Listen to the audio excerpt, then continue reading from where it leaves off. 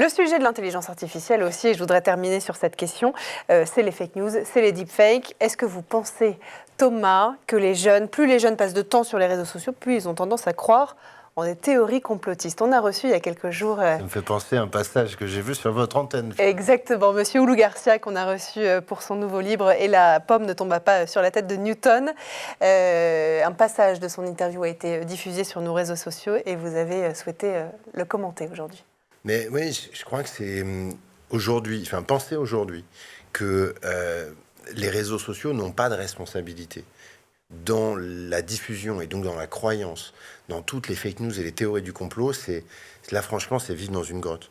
Déjà, il y a énormément de documentation qui montrent que le fait d'être exposé à cette désinformation crée fatalement une forme de faiblesse intellectuelle. Donc, en gros, si on vous expose à des théories du complot complètement dingues, ça va faire en sorte que celles qui ont l'air à peu près sérieuses vont être beaucoup plus crues que si vous n'étiez pas exposé à des choses dingues. Donc déjà, ça c'est un premier élément. Et le deuxième, c'est qu'on a tout un tas de données qui nous montrent que, par exemple aux États-Unis, les gens qui pensent que la Terre est plate, le croient majoritairement, mais extrêmement majoritairement, à 90%, parce qu'ils ont vu circuler l'idée que la Terre était plate dans des vidéos sur YouTube. Ça veut dire quoi?